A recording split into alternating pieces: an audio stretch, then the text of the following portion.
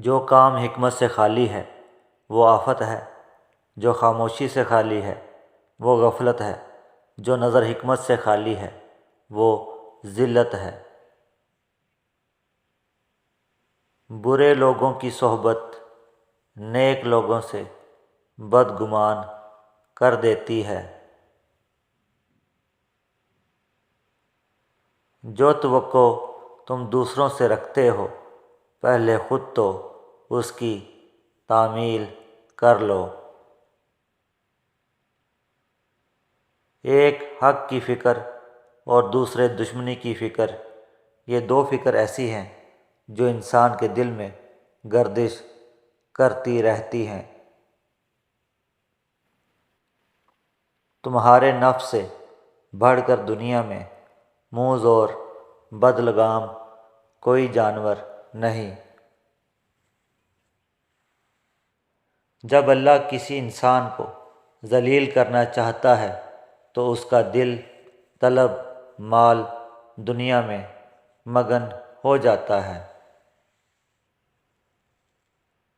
تمہارے نصیب میں لکھا سب کچھ اللہ چھین لے گا اگر اللہ کی جھوٹی قسم کھائی۔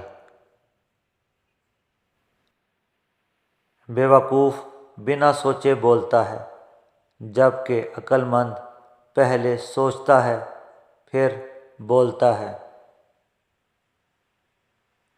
جو اچھا تم دوسرے میں ڈھونڈتے ہو اس سے پہلے خود میں ڈھونڈو۔ یہ دنیا ٹھہرنے کا مقام نہیں بلکہ کوچ کی جگہ ہے۔ جو اللہ کی تقسیم کردہ رزق پر راضی نہیں ان پر خدا لعنت بھیجتا ہے۔ رات بھر کی عبادت سے بہتر ہے تمہارا چند لمحے غور و فکر کرنا۔ آئیے ہم ان اچھی خوبیوں کا مشاہدہ کریں جن میں ہمارے دشمن ہم سے آگے ہیں اور ان سے سبق حاصل کرنے کی کوشش کریں۔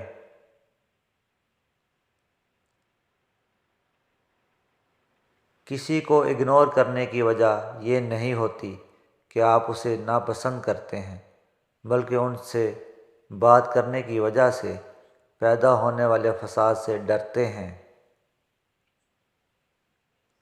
ہفتے میں ایک بار کسی غریب کو اچھا کھانا کھلاؤ اور اپنے مال کا کچھ حصہ اللہ کی راہ میں دے کر اللہ سے تجارت شروع کر دو، رزق اتنا بڑھ جائے گا کہ سنبھالا نہیں جائے گا۔